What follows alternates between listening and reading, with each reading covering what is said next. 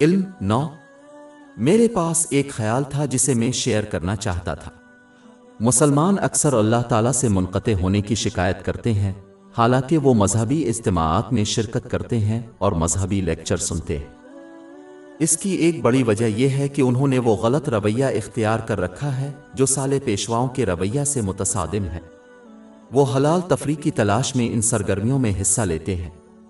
وہ اللہ تعالیٰ کی اطاعت میں اضافہ کرنے کے لیے مفید علم کی تلاش اور اس پر عمل کرنے کا ارادہ نہیں رکھتے، اس کے احکام کو پورا کرتے ہوئے، اس کی ممانعتوں سے اجتناب کرتے ہوئے اور تقدیر کا صبر کے ساتھ سامنا کرتے ہوئے جو اللہ تعالیٰ کے قرب کا باعث ہے۔ یہ نیک پیشواؤں کا رویہ تھا جو اپنے تمام کاموں میں صرف اللہ تعالیٰ کا قرب چاہتے تھے۔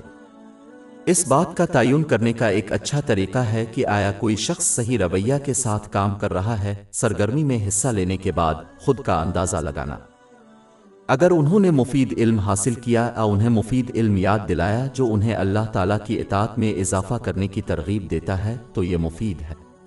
اگر ایسا نہ ہو تو تو دینی اجتماع لیکچر میں خرابی ہے یا سننے والے کی نیت میں خرابی ہے۔ کسی بھی طرح سے انہوں نے مذہبی اجتماعات لیکچرز کا بنیادی مقصد پورا نہیں کیا۔ ایک مسلمان کو ایسے اجتماعات اور لیکچرز سے پرہیز کرنا چاہیے جو تفریح پر زیادہ توجہ مرکوز کرتے ہیں، جیسے کہ ایسی کہانیاں سنانا جو مجمع کو مسحور کر سکتی ہیں لیکن ان میں کوئی فائدہ مند سبق نہیں ہے۔ صحیح نیت کے ساتھ صحیح اجتماعات میں شرکت سے ہی ایک مسلمان اللہ تعالیٰ کا قرب حاصل کر سکتا ہے، ورنہ وہ محض تفریح کی محفلوں میں حصہ لے رہے ہیں جس سے نہ ان کی سیرت میں کوئی بہتری آئے گی اور نہ اللہ تعالیٰ کی اطاعت اور تقرب میں اضافہ ہوگا۔